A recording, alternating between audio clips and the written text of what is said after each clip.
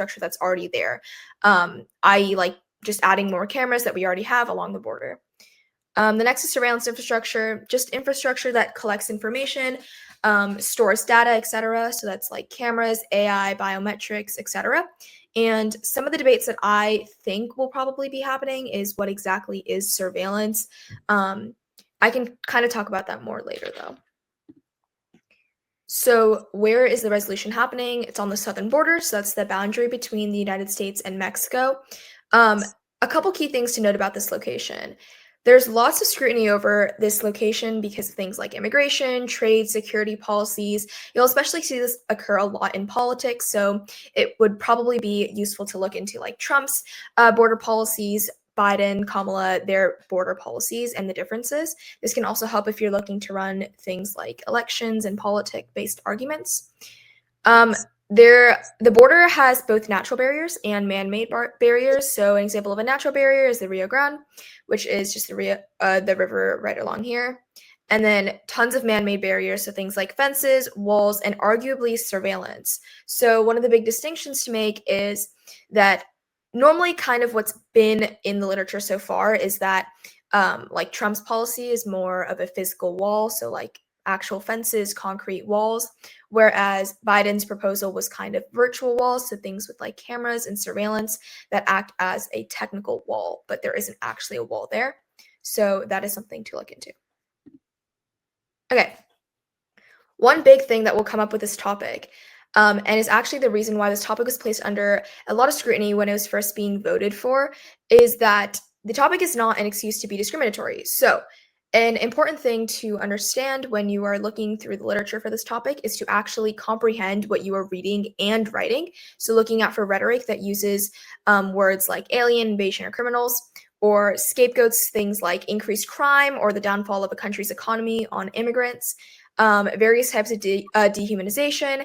Be aware just generally of like racism, xenophobia, both in literature and in round. So if you do come across any harmful or discriminatory rhetoric, make sure to like black that out in cards and stuff.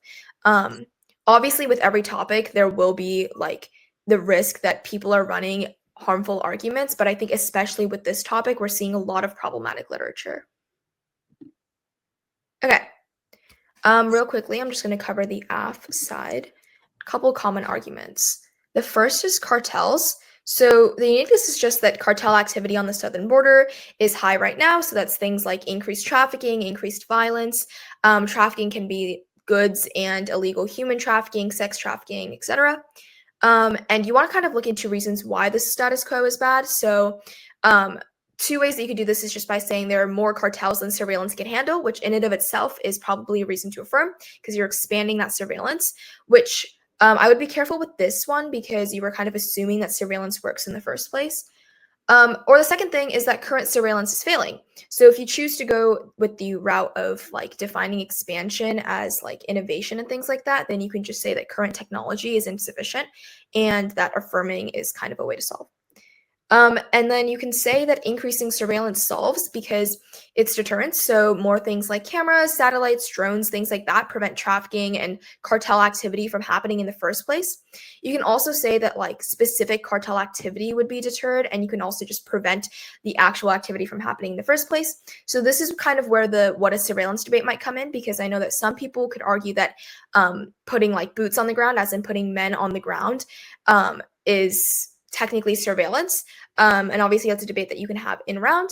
Another thing could be like biometrics, so like facial recognition for leaders or people involved in cartels and things like that, which can help with like some of the weighing. So you can say like that's long-term solvency, prevents cartels from coming back in the first place, etc.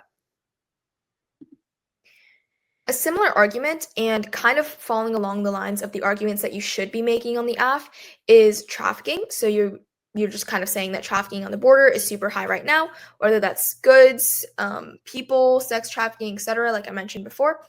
Current measures aren't sufficient or just aren't present at all. One way that you can kind of go about this, specifically, I think, for trafficking that's probably strategic, is saying that border officials and people at the border are corrupt. And instead of surveillance deterring like the activity directly, you can say that surveillance kind of deters corruption, which might solve for a lot of like the solvency deficits that the neg might point out. for the AF in terms of like the capabilities of surveillance infrastructure. And then surveillance solves similar to the cartels argument through deterrence, so like deterring the actual people, the traffickers themselves, biometrics, and I say etc. in bold because there is a really, really wide, there's like vast amount of surveillance infrastructure. So you can kind of play around with like what exactly are you looking for, like what specific types of infrastructure and how they solve. And I think that's really strategic because then you don't have like people kicking you out of a lot of your arguments with like solvency deficits. It's also strategic to nuance your argument that way. Okay. The next argument is US hedge, so Gemini. The uniqueness is just that US geopolitical influence is decreasing now. You can say that it's like actively decreasing, has been bad for a while, etc. I would be careful with saying that hedge has been down for a while now because that would probably not be the best uniqueness. Just because you would have the burden of proof of like explaining why the impact hasn't occurred yet if that was the case. And then for this argument, you would kind of look into why this is a bad thing for both allies or adversaries. So obviously with allies, you would be thinking like general alliances, maybe non-proliferation arguments, treaties, cooperations, etc. And then with adversaries, you'd kind of be looking into other international border policies. So what are other countries doing on the border? Why is the fact that US border policy is weak or not working right now a bad thing? I.e., why does that embolden adversaries? Maybe you could run some sort of like emboldening argument with specific countries. And obviously the argument is that AF solves this. So there are two ways that I think you could go about this. The first is that you're actually solving border crises. So like things like cartels and trafficking that I talked about before, you'd actually be solving those, which makes US perception look a little bit better, especially because the border is such a highly politicized area and super talked about, especially in like politics, and also that probably includes geopolitics. The second is perception. So the thing with the first option of solving border crises is that you have to win actual solvency. So you have to win that the surveillance tech and surveillance infrastructure actually solves the crises in order for you to win the internal link. But with perception, you don't have to win solvency as much, but you do have to win actor analysis. So you do have to win that allies or adversaries, the people or countries that you're talking about, would buy that affirming is sufficient enough to look like the US is stronger in terms of border policy, and that would translate into geopolitical influence. On the impact level, there are a lot of reasons why US hedge is good. So you could think like certain alliances, certain agreements, things like maybe NATO stability. I know is an argument that a lot of people ran on like the NATO Baltic type topics a bit ago. And the good thing with US hedge is that you can kind of use a lot of impacts that you've already seen before from other topics, and you can kind of put them here. Also, just generally, I think this is not that hard of an argument to impact out. It's pretty, there's a lot of literature, and it's pretty easy to find literature that talks about why US hedge is good. Also, another really common norm in PF is like perception as a time frame argument. So just on the weighing level, saying like our argument is perceptual, which means that like whereas the neg would have actual like things to happen, the AF just needs to affirm, and immediately allies and or adversaries see that US border policy is strengthening, which means that the solvency is immediate. Okay. This next argument could be run as a contention. This could also be kind of used in round. You can use it as turns for like external offense, or you can also use it as defense and maybe frontlining. And I can explain this a little bit after I explain the argument. But basically, it's just saying that currently it's really difficult for the border to handle large influxes of immigration. So the general kind of argument is that the process for immigration at the border is super tedious. The border has too many people and not enough staff to kind of handle that. And you're basically just saying that surveillance technology and infrastructure allows this process to be more streamlined and consequently more efficient, which means that not only is immigration easier for immigrants at the border, but it also encourages legal immigration. That's pretty good for the AF because you can link into a lot of the neg offense, where a lot of the neg will be saying that the AF does decrease immigration, but that's a bad thing. So you can run this as a reason as to why the AF increases immigration. Or you can also say that when the neg argues like all the bad things about illegal immigration, you can say that the AF actually discourages illegal immigration, and you can say that that is better for immigrants, migrants, whatever the neg is impacting out to. There are also many external reasons why immigration is a good thing, i.e. like economic reasons, better quality of life for migrants, things like that. That's definitely not a hard thing to argue, and that could be used if you're wanting to run this as a turn with an external impact or maybe just as a contention. And like I said before, you can use this as a turn and round if the neg is running any offense that talks about like decreased immigration. You can kind of link into that. Okay, that was kind of like the AF meta. I'm going to talk about the neg now. Okay, so this could be run as a contention or an overview. It's just something useful to note. Also probably useful to know because a lot of people have been running it on this topic, which is the border industrial complex. So in simplest terms, it's just saying that because private contractors provide for the surveillance that the AF is talking about on the border, there are profit incentives for them to create crises and make them kind of perpetual. So multiple reasons why this could be problematic, and each one kind of has a slight different nuance that you should probably watch out for when you are responding to this argument or deciding to run it. So the first is just downplaying threats, as in like reporting threats as less severe than they actually are, which is bad for obvious reasons, and that the situations never get handled and the crises remain the same, et cetera, et cetera. And then the second thing is, or the second way to run this argument is actually the opposite, in that companies will exaggerate threats to create this perpetual violence, the perpetual crises, because they have a profit incentive to, i.e. if there's more crises and more violence, then there is more of a need for surveillance technology, which fuels the BIC, or border industrial complex. And then the last way that you can run this argument is just saying that there's less monitoring of corrupt technology and people, which is pretty similar to the things above.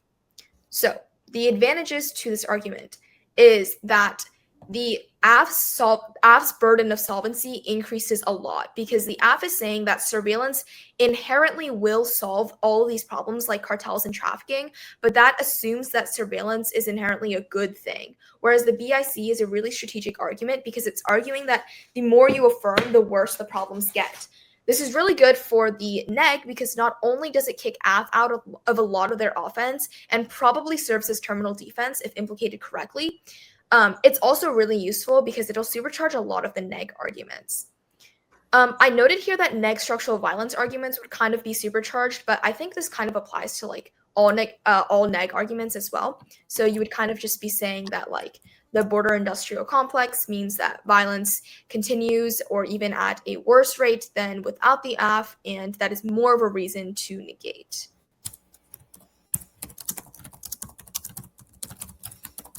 Okay. The next argument is surveillance creep. I don't know why people call it surveillance creep, but I guess that's kind of the name that the community has decided to give this argument. But essentially, it's saying that surveillance inherently is intrusive and invasive, as in any surveillance that you put will allow the government to implement technology that surveils past the border. So obviously, the resolution is saying that we should put surveillance technology on the southern border, but the argument that the neg is making is that this technology does not stay on the border. There are two ways in which the neg is arguing this. The first way is that simply adding that technology means that the technology is surveilling past the actual border, as in like cameras and satellites and things like that. Don't just collect information strictly at the border, but collects information elsewhere, i.e. like spilling out through the US. The second way that the neg has been arguing this is that the technology that the US companies use spills over into other countries, which means that this surveillance that the neg is arguing is intrusive and invading like citizen privacy and things like that will spill over into other countries. So you might be asking why this is a bad thing, because privacy seems like a pretty minuscule impact compared to a lot of the other impact scenarios that we've been talking about. One thing to consider is just like running internet private, or not internet, but like citizen privacy period. Or you could also run things like citizen monitoring and things like lessening freedom, which probably link into bigger impacts like autocracy. A term that you'll see a lot in the literature is digital authoritarianism, which is just autocratic environments but digitally, as in through surveillance. So surveilling what citizens do, which the literature out there argues is just as bad as like dictatorships and actual autocracies. And some of the specific like surveillance mechanisms that are cited are things like biometrics, facial recognition, just general like tracking of people. And of course, this is a really good argument to run if you want to run just that US democracy is declining, or you can also run that the spillover argument means that democracy globally decreases, which you can look for multiple reasons why autocracies are bad. Again, these are impacts that you've probably seen on past topics, and you can also easily find literature on, which makes this argument pretty useful to run. It's also strategic on the weighing level because it's very easy to talk about how democracies are a better solution to a lot of the issues that the AF probably presents, or you can also say that autocracies make and cause as well as exacerbate the issues that the AF talks about, which makes the weighing debate not only easier, but also a little bit clearer and allows you to be ahead from the beginning. Okay, the next argument is also one that has weirdly been named by the community. It's called risky routes. Another name that you probably have heard from like other people running this argument is funneling.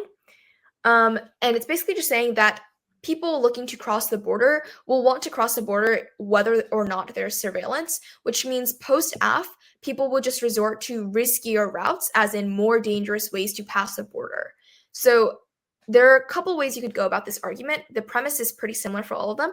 So the dangerous routes that the argument talks about could include physical deserts or like physically straining environments that don't include actually going to the border, as in migrants are trying to avoid surveillance, so they go into lesser surveilled areas. The second way that you can argue this is similar to the third. It's trafficking and cartels. So a very advantageous way to run this on the negative is saying that risky routes don't necessarily mean physical routes, but could also mean people resorting to other like non-physical routes of getting past the border. So things like trafficking and things like going to cartels.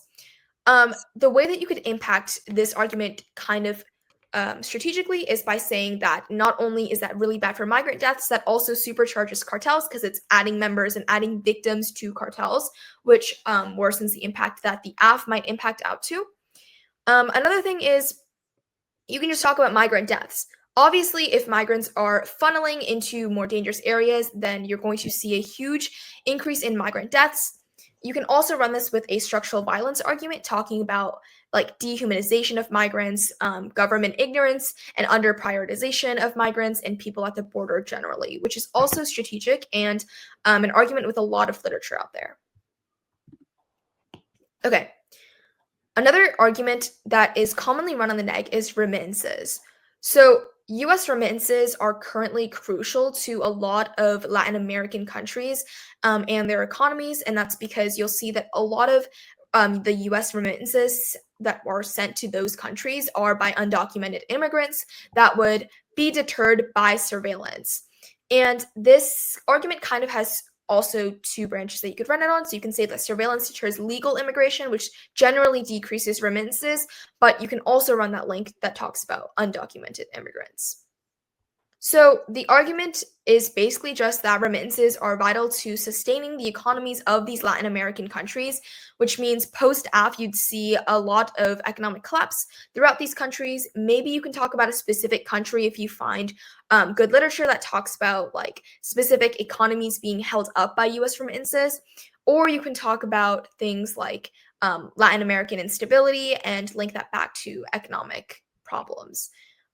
One thing that is an advantage to running this argument is that it's pretty easy to argue that the economy is central to the functioning of a country, which means that you can impact out to a lot of widespread arguments that can impact multiple Latin American countries. You can also argue like one country has all your link evidence and then that spills over.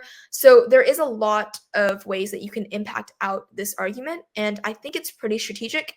I just be careful with finding the link evidence. You want to make sure that it actually says that a lot of these US remittances are being sent by said immigrants. You also have to win that surveillance decreases some sort of like remittance amounts, whether it's through actual undocumented immigrants or through legal immigration. And of course, if you choose to go to the route that talks about like surveillance deterring legal immigration, then you would have to win that it actually does deter legal immigration, which is why you'll see a lot of back and forth about whether or not surveillance is good for immigration. And like increasing the flow of immigrants crossing the border. And that kind of links back to what I talked about on the AF earlier about surveillance streamlining immigration. This is also why knowing a lot about what surveillance is and kind of being able to use the topic to your advantage will be very strategic. Okay, those are the AF and neg arguments that are pretty common on this topic. I'm going to talk about a couple additional useful things to note, specifically for this topic, but also just generally. Okay, as I said before, for this topic and all other topics, but especially for this topic, because it's a topic lecture, you should use the resolution to your advantage. So the first is just talking about efficacy. Do not assume that surveillance tech works immediately walking into the round. You can talk about whether it would work post-AF. So maybe the technology is not developed yet. Maybe innovation takes a really long time. Maybe it's just impossible to create surveillance tech that the AF claims exists to solve for these issues. Or maybe, like on the contrary, there just is not surveillance tech that triggers all of the impacts that the neg talks about.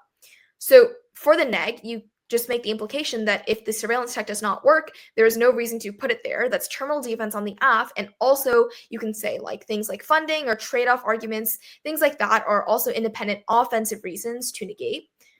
Or on the AF, you can also say that only affirming solves the existing deficit, as in only AF means more investment, more surveilling, which might combat corruption on the border, things like that, mean that even if surveillance technology does not work right now, it's kind of a try or die situation for the AF. Try or die, as in if we do not try to solve the problem, we will die. Die, as in the problem will only get worse and the impacts will happen. The second is the word substantial. I know I talked about words specifically before in the very beginning of this topic lecture, but I think that specifically substantial when it's used in these resolutions can have a big factor in rounds, and I think it's very underutilized. So especially in this topic, you should be asking yourself, what does substantial surveillance look like? And this has multiple implications on your round. So you can kind of talk about the solvency deficits on the AF, as in how much surveillance do we really need to cover enough ground for the AF impacts to happen? And the AF can obviously, on the contrary, argue that substantial means enough. And having this back and forth debate might provide some clarity. It might make rounds messier, but it's also a pretty good point of clash. The second is just thresholds for links to occur. So, for example, the trade-off argument, as in the neg is arguing that if you have enough, if you spend so much money on surveillance technology, then you'll have to trade off with something else. So your argument can be like, what does substantial mean? And is the substantial amount enough to justify an actual trade-off happening? Because a lot of literature will not talk about that and will just kind of talk about huge spending cuts and things like that. So you can kind of quantify or debate about whether the trade-off would actually happen. This also applies to literally every single other argument, but another one that came to mind immediately is surveillance creep. Surveillance creep as in digital authoritarianism. So how much infrastructure do you actually need to spread for a country to shift from a democratic regime to an autocratic regime, especially if we're talking about such a dramatic switch that the neg claims will happen? How much technology does it actually need to have? And then you kind of force the neg into two situations. A, the impact just does not happen because it's just not enough and there is a deficit for this link to actually occur. Or you get the neg to concede that their impact is very limited, which means that the probability of it happening might be a little bit more if they concede this, but they have conceded that it's not as bad, as in there isn't a huge trade-off, and that digital authoritarianism really isn't as bad as they make it seem. Okay. The next is just talking about the southern border. So this is important because you're kind of talking about what a lot of people refer to as scope of solvency, as in like how many points of actually solving the problem can you actually get to. So talking about surveillance technology on the southern border might mean that you're strictly on the southern border, which means a lot of the literature that the AF and the neg talk about are going to be talking about surveillance infrastructure in general. So you can really use the southern border to your advantage. So talk about specific nuances that exist on the southern border, specific environmental conditions, specific political conditions, etc. So an example of this is the BIC argument. A common frontline to the BIC argument is that companies can just put technology elsewhere. But the front line to this argument is that the southern border uniquely is a very highly politicized area, which means it only makes sense for countries to increase profit incentives there. So things like that, where you're specifically talking about the southern border, will really help. You can also indite a lot of evidence, and it might not be like word actual indites, but you can talk about how this might not apply to the southern border, and that'll help you get out of a lot of situations where maybe you don't know how to respond to something. Just knowing that nuance will really help you. It'll also help a lot with frontlining generally.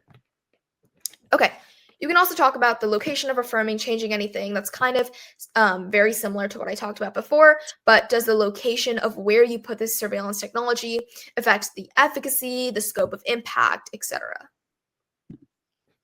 Okay, I didn't know like how familiar people are with framing that would be watching this lecture, but I wanted to cover this because this is an argument that you will see very, very commonly, especially on this topic, which is just structural violence framing. There are obviously other types of framing to run, but this is probably the most common one that you see in PF.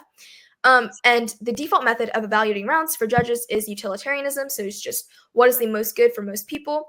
And the indite to util is just saying that this subjects minority groups to constant oppression and kind of sweeps minority-specific struggles under the rug, because obviously if it affects a specific group of people and not a huge amount of people, then under util, that impact should not be prioritized. SV framing is just talking about structural violence. Some people call it invisible violence, just a form of violence that is perpetuated and committed by social structures, institutions, etc. And the advantage of running SV framing on this topic is that a lot of the offense will create discussions centered around minority groups such as migrants, talking about like specific impacts on this topic. And having that framing not only provides a little bit of clarity for debaters, but also allows you to kind of question how true utilitarianism evaluations actually are. This also makes judge instruction and weighing a lot simpler if you do it right. Obviously, if you run framing and there is a team contesting that framing, there will be a little bit of back and forth. Even if they don't contest the framing, it then becomes a link debate, as in you have to talk about who links into that framing the best, who meets your framing the best, if it goes conceded on both sides. But overall, framing is probably very useful to run, especially neg teams are running framing, talking about like how this border policy and how affirming uniquely affects migrants and how migrant issues are commonly swept under the rug and how migrants generally are dehumanized by the government. Okay. The last thing, shells, IVIs, independent voting issues, etc. We'll see that a lot of people are rightfully so calling out racist and discriminatory arguments on this topic. As I talked about before, unfortunately, a lot of the literature and just a lot of the arguments that people are thinking about on this topic are discriminatory and are not ethical to run in round and just should not be run in rounds. One of the most common IVIs that I've seen is the agriculture IVI. So the agriculture argument on the neg is saying that a lot of undocumented immigrants work in the farming industry and are crucial to upholding agriculture, and that is a reason to negate, because surveillance means we are deterring immigration, which is bad for the agricultural sector in the US. The IVI that people are running is just saying that this argument justifies using immigrants as a certain group and dehumanizing them to simply serve the first world and not really considering their needs. And the warrant as to why you should drop the debater is to deter debaters from using that racist rhetoric in the first place. I use this example because it is specific to the agriculture argument, but the basis in which the IVI is based on is very similar to a lot of the other arguments, where basically huge groups of people are just being dehumanized and referred to as like workers or just like facets to the first world, things like that. Which means you should really be critically thinking about how these arguments are affecting people and how your rhetoric is influencing that. The second is just general dehumanization, which is what I kind of talked about, where a lot of people will refer to all migrants as illegal immigrants or all aliens, things like that. that language dehumanizes people, is offensive, etc., and that is a reason to drop the debater. I listed 2 specific things, but I think generally, and I really wanted to make this clear on this topic, is that you should remember that although this is a very politicized topic, you are debating about real people, and you should be keeping that in mind throughout your rounds. And you should not feel afraid to call people out when they make arguments that are racist, discriminatory, xenophobic, etc. Things like that. I think it's very important to also look through your literature and make sure that you understand what the author is actually saying. Black out certain parts of your cards as needed, etc. And that is it for the lecture. I kind of wanted to talk about like broader topics, broader ideas that you could use, because I know a lot of lectures have already talked about specific arguments. But yeah, like if you take away one thing from this lecture, I would probably say that you should be using a lot of these specific nuances within the resolution to your advantage, and also keep up with the uniqueness, especially because this is such a highly covered topic, especially in the news. You'll see that uniqueness is changing very often. So you should think about that when writing your arguments. And also generally just be a good person and be careful with the rhetoric that you are reading and writing and sharing. So yeah. Okay, that is a lecture.